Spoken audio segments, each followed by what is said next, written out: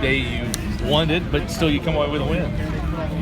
Respect the game and respect your opponent. I tip my hat to those guys. I mean, they played 5 freshmen today. And after you get drummed on a Friday night, you would think, you know, they're going to be intimidated or they might not come out and play as hard as they did. And, you know, that's why I talked to the coach at home plate. Man, they're a couple hits away from winning 2 games this weekend. And so it was a good challenge for us, good test for us, and it just reminds us we got to get better.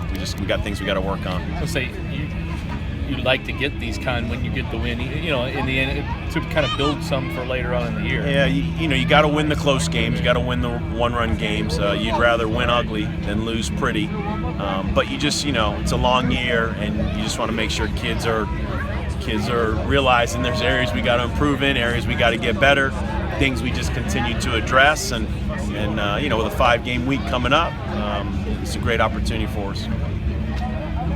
Are these close games good for your team? Yeah, it's the 2 closest games we've had all year, and you know, for the pitchers, you know, guys like Riley Thompson, Adam Elliott, you know, their first time pitching in close games. They've done well so far, but you know, Hensman and Sparger and those guys have been here, Hummel, and you know, but the newer guys, Martin and Thompson and Elliott, it's good that they've had to pitch in these really close games because you know, it's the same thing for the offense, the defense. Anybody can play when you're up 6-0. You got to be able to play when it's tied or 1 run. Or yesterday we were down a couple runs and we fought back.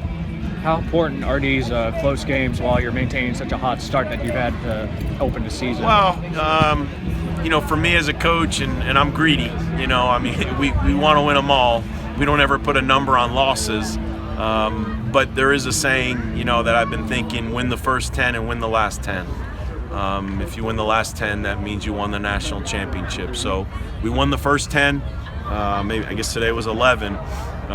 Realizing in the middle there's going to be some ups and downs, and hopefully we get better and we learn, and when it's all said and done, that we're able to win the last 10. Today was a little, I mean, I heard you mention it, Brendan, I mean, he left a runner out there, just little things that some of your guys that normally don't do things. I think Devin did the same thing at one point. Yeah, you just, you know, we expect a lot from the older players because they're superstars, you know, and they've earned that title.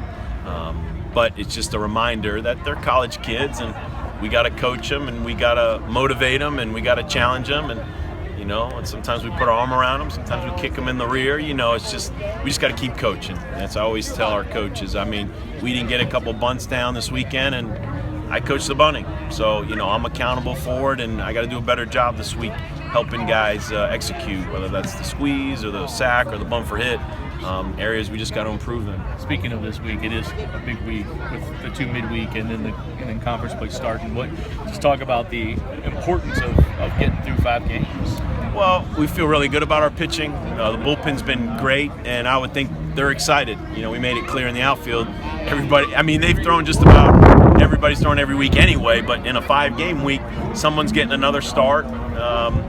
You know, in the midweek, and so you're looking forward to see these guys compete. We got a road game Tuesday, and then we're home, you know, for those next 4 games. And I'm excited because the crowd was great today, and hopefully this springboards them into ACC play next weekend, and the crowds continue to come out. Do you have any idea who right now? I mean, I guess I would assume Pauling will get one of the 2. Yeah, probably. But we've got, you know, Shane Hummel starting his career. Rabin Martin could get his first start here. You know, Bennett got his first start, but he was on board to probably get one of those midweek starts. So we got depth, and we'll sit down Coach Williams, and I know he's got a game plan. And so just a great opportunity for guys to compete this week. I mean, they'd rather play than practice. I love to practice. I love the games, but they definitely would rather play games than practice. So it'll be a fun week. What do you think you still need to improve on?